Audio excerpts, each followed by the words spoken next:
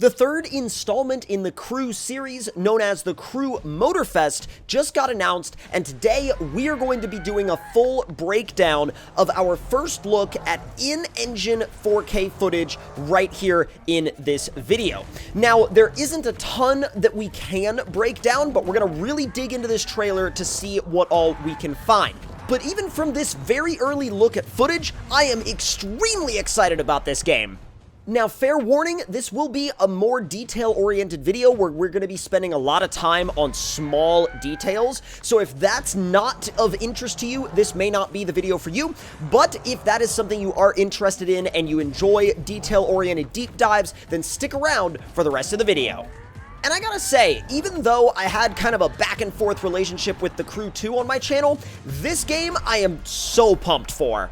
Now, the first thing we gotta talk about is the map. Now, this game is going to be set in a fictional, sort of remixed version of the Hawaiian island of Oahu, which is extremely exciting for those of you that remember back from the days of the original Test Drive Unlimited games. Now, if I am correct, there are people working on the Crew Motorfest that worked on the Test Drive Unlimited games back in the day, and that just absolutely makes my inner racing game nostalgia brain so insanely happy. And the reason why it makes it so insanely happy is because I put so many hours into the OG Test Drive Unlimited games, and seeing this location return is huge for me. Not only due to the nostalgia factor of the Test Drive Unlimited games, but also due to the fact that I just think this is a beautiful location for a racing game in general. Now, moving on to one of my next favorite moments from the trailer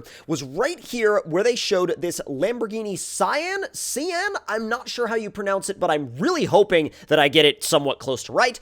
And, of course, that Shelby Cobra over there on the right. Now, this highlights a lot of different aspects of the trailer. You see the city in the background. You see some actually gorgeous detail on the roads, the pavement surfaces. The cars look wonderful. The cars look absolutely amazing. And we also get a little bit of a glimpse at what the custom characters could look like, because as you see in the Lamborghini versus in the Shelby, we have two entirely different character models, which character models were a huge deal back in the days of Test Drive Unlimited, and I'm really hoping that the Crew Motorfest goes even deeper into that idea of not only a open world racing game that you can play with friends, but sort of a car-based MMO where you really do become your character and you can put a lot of personal time and effort and depth into creating the character that you really want to be in this world.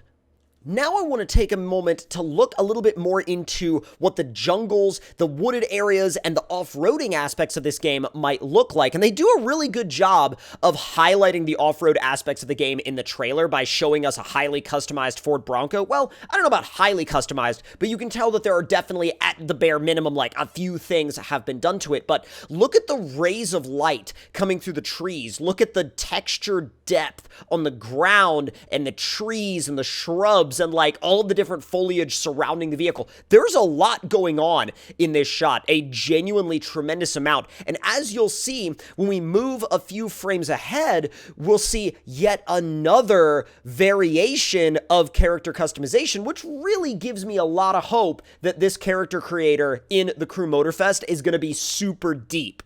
Because from a character creation perspective, we can see that there's a lot going on with that particular character. The shirt, the hair, the sunglasses, there's a lot of detail there. And also, in terms of vehicle customization, look, we've got tube doors, we've got surfboards in the back of this Bronco, we've got mud splattering over the fenders. These are details that I think really, really show that this game is A, not here to mess around, and B, it will hopefully have just as much off-road representation as it will have on-road representation and really give a broad, really diverse gameplay environment to play around with your cars in.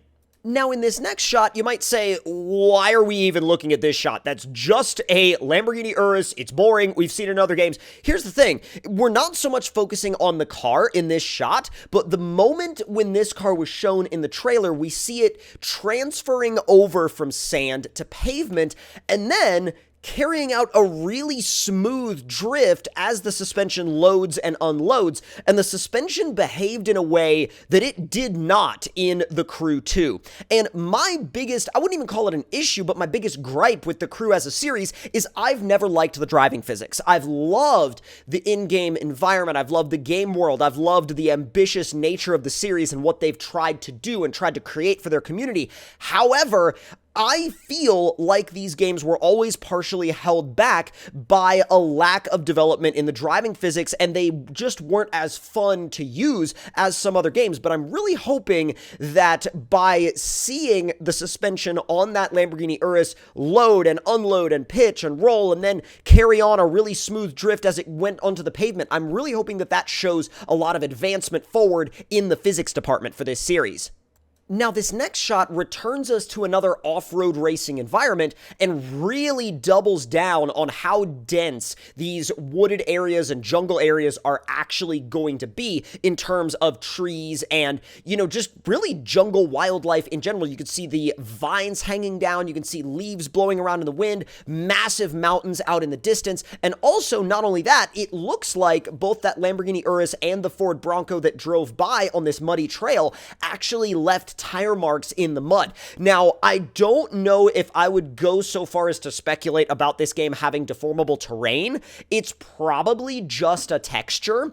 However, and this is a big however, but if this game actually, even if it's only a very minor part of it, even if it's only like little, if this game has deformable mud that actually affects your tires and actually affects, like, whether your vehicle can actually, sink into the mud or not, holy smokes, would that be an upgrade for this series or what?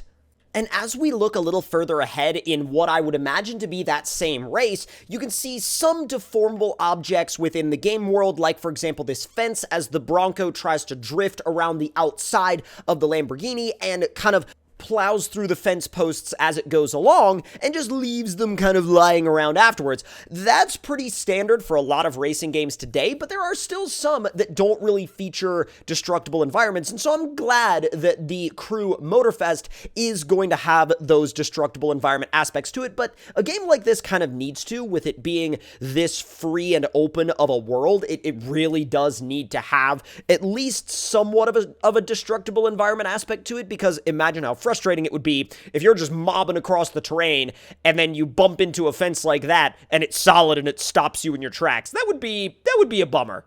And then a few shots later, all of the cars that we saw earlier converge together in basically what looks like a Motorfest area, Motorfest outpost, not quite sure what you would call it, but essentially one of the areas part of the Motorfest. And you can see a loop out there in the distance, a double loop that essentially spells out the M in Motorfest, which we'll see a little bit later on in the trailer. But what's really cool, and I slowed the trailer down and went frame by frame to capture these, is that logo is present in so many different ways that I believe alludes to different types of racing disciplines featured within the game. First, I want to talk about this one, which is essentially M spelled out in lightning bolts. Not quite sure if this just represents weather or represents a certain type of racing discipline within the game. And then there's this one, which is a lot more almost Hot Wheels-like, very futuristic. Not quite sure what this one alludes to, but I really like the style of it. And then there's this one, which is a totally different art style entirely, where that Motorfest logo is literally in the shape of a dragon. Like, literally a fire-breathing dragon is representing the Motorfest logo here. And again, not quite sure what this represents within the game, but it's really freaking cool art.